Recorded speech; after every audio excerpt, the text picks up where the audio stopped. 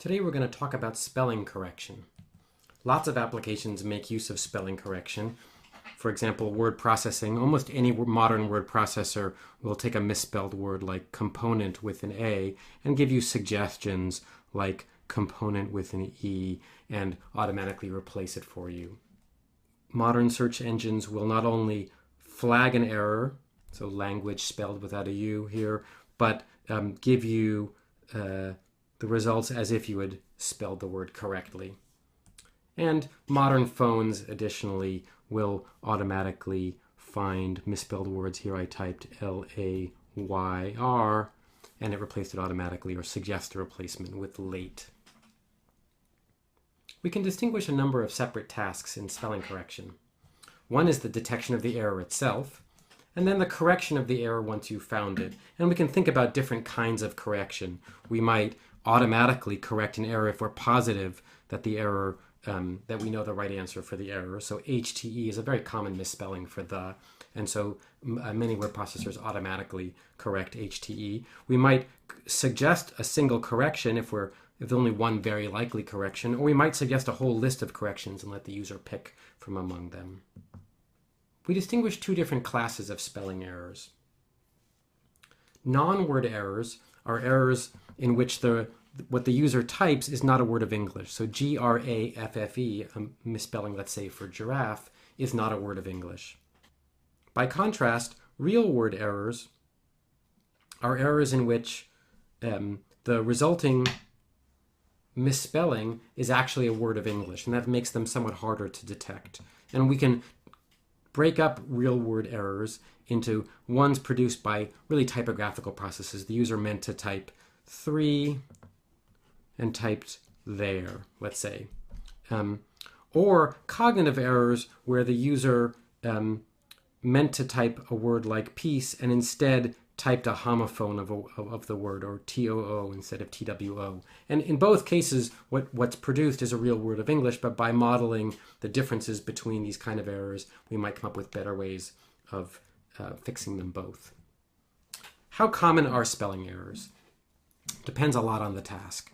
So in web queries, spelling errors are extremely common. So practically 1 in 4 words in a web query are likely to be misspelled. In word processing tasks or on phones, it's much harder to get an accurate number. So there's been a number of studies, and most of these studies are done by retyping. You give the user a passage to type, and then you measure how well they type it. And of course, that's not quite the same as users naturally writing messages or typing. Nonetheless,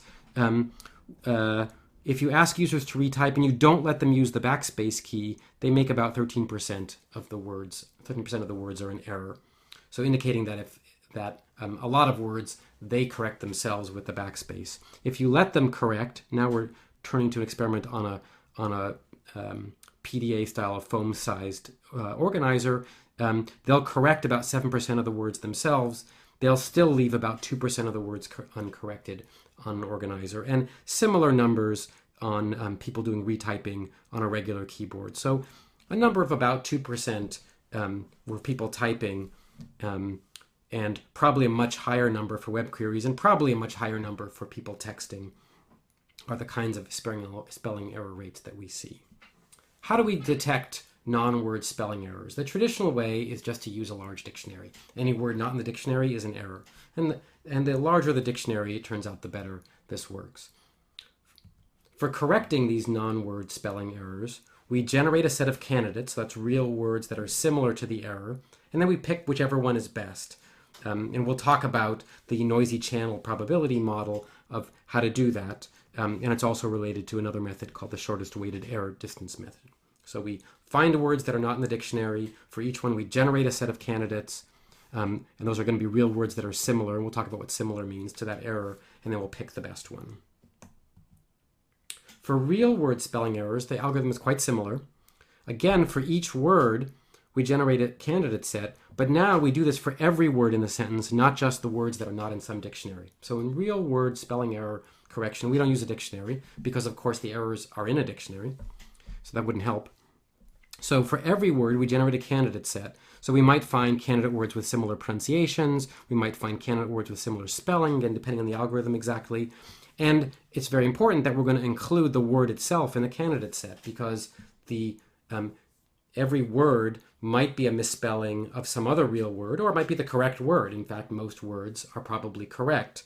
So for each candidate set of each possible error, we're going to include the word itself. And most of the time, in fact, we're going to pick that. And again, how we pick the words, we might use the noisy channel model. We might use a classifier. We'll talk about that.